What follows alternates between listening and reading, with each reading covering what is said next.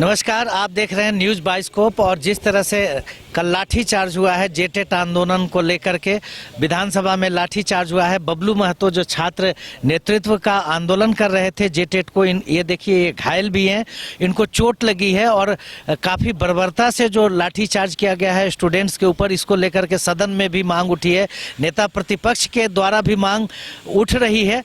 फिलहाल छात्र नेता हमारे साथ हैं, इनसे जानने की कोशिश करेंगे क्या हुआ था और क्या हो रहा है। जो हुआ था वो पूरे झारखंड के लोगों ने देखा, झारखंड के तमाम माता बहनों ने, भाई बहनों ने देखा, सभी युवाओं ने देखा, छात्रों ने देखा। आज बबलू महतो जिंदा है, आप लोग का आशीर्वाद की वजह से ये मेरा पुनर्जन्म कह सकते हैं। क्योंकि जिस तरह से लाठीचार्ज, जिस तरह से पुलिस क्या बोले, गुंडा लोग से द्वारा जो लाठीचार्ज किया गया था, मुझे नहीं लगता है मैं बच पाता। ये भगवान जी का आशीर्वाद था कि मैं बच गया, क्योंकि माथे में जिस तरह से मारा गया था, पूरी तरह से ये सोची समझी साजिश के तहत मेरी जान लेने की साजिश था ये।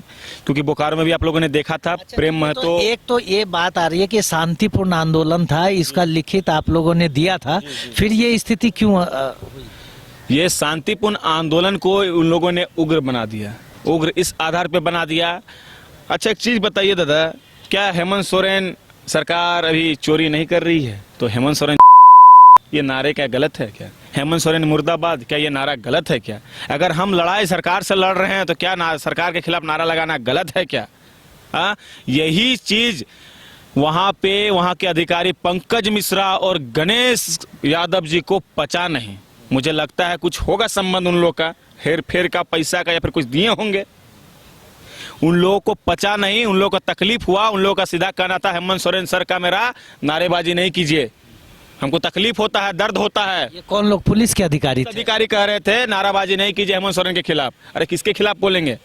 हमारा अधिकार वो छीन के रखे हैं, हमारा आंदोलन उसके खिलाफ है, तो किसके लिए हम लोग आंदोलन करेंगे, किसके खिलाफ नारेबाजी करेंगे? तो वहां पे ये दोनों अधिकारी द्वारा बोला जा रहा था कि नारेबाजी उनके खिलाफ मत कीजिए। हमने कहा करेंगे नहीं तो दीजिए आप अपना, मेरा अधिकार का चीज जो है आप हमको दे पाइएगा तो दीजिए।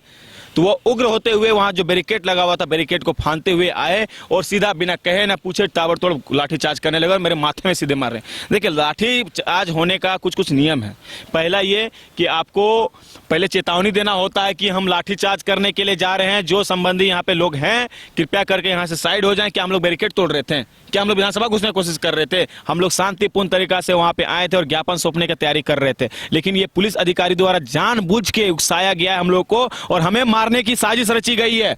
मैं आग्रह करता हूं ये सरकार से, मैं मर जाता, मेरी मम्मी सुबह से जिस दिन से मुझे चोट लगी लगातार रो रही है, लगातार फोन कर रही है मेरे को।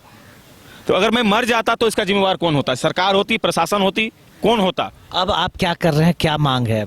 हमारी ये मांग है सबसे पहले कि जेटेट की परीक्षा सब जल्द से जल्द हो जाए।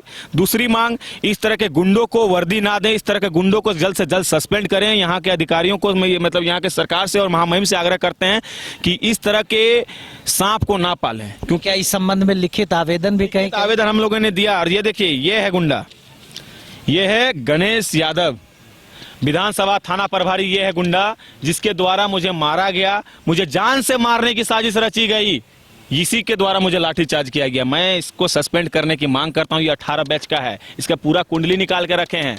और आपको फिर से मारना है तो आके मार के मुरा देना, जब तक जिंदा रहेंगे तो छोड़ेंगे नहीं, भी बता दे रहे हैं। हम बहुत जिद्दी किस्म का आदमी, और जो मेरे परिवार से, जिस परिवार से आते हैं, झारखंडी परिवार से आते हैं और आंदोलनकारी परिवार से आते हैं, तो मुझे डर नहीं है किसी का। मारेंगे चाहे मरेंगे, मारना है आके मरा देना, लेकिन तुमको छोड़ेंगे नहीं, ये चीज याद रखना। मैं लिखित आवेदन दिया हूं, मैं महामहिम से भी मिलूंगा, मुख्यमंत्री से भी आग्रह करूंगा कि आप इस पे एक्शन लीजिए। आप गुंडा पाल के रखे हैं, मानते हैं कि आप वहां पे बैठे हैं राजगद्दी में, राजा का बेटा राजकुमार, आपको दुख तकलीफ नहीं है, लेकिन झारखंड के युवाओं के साथ बहुत शोषण हो रही है। झारखंड का युवा बहुत तकलीफ में है। यहाँ का झारखंड का जो रीढ़ का हड्डी है वो बहुत कष्ट में है। रीढ़ का हड्डी को आपको मजबूत करने में ध्यान देनी चाहिए, ना कि उसे कमजोर करने में। तो आपने देखा कि किस तरह से जो लाठी चार्ज हुआ है उसको लेकर के जो भुक्तभोगी हैं वो आक्रोशित है और हर स्तर पर अपनी लड़ाई को लड़ने का वो वादा कर रहे हैं। वो डरेंगे नहीं और लड़ते रहेंगे, लड़ना इनके फितरत में है। और खास तौर पे जब छात्र हित की बात होगी तो ये लड़ते रहेंगे। सहयोगी नितेश के साथ राजेश कृष्ण, न्यूज़ बाइस्कोप, रांची। घर रहने का मकान भर नहीं, ये खुशियों की तिजोरी है। दरवाजे पर दस्तक देता पड़ोस, खिड़कियों से उमड़ आता आसमां, तारों में उलझी ऐसी ना जाने कितनी दास्तां कहती हैं चले डायमंड सिटी। एक सफर हम सफर के साथ अपने घर तक। Diamond city life long bonding, 500 से ज्यादा खुशहाल डायमंड परिवार। जल्दी करें, सिर्फ 200 फ्लैट बाकी। आज ही बुक करें अपना आशियाना। क्रिकेट के विश्व मंच पर छा रही हैं रांची की प्रतिभाएं। इन प्रतिभाओं को संवार रहा है जेके इंटरनेशनल क्रिकेट एकेडमी। अनुभवी कोच की देखरेख, सुविधाओं से लैस जेके क्रिकेट एकेडमी अनुशासन और आत्मविश्वास का विश्वास भरा सफर।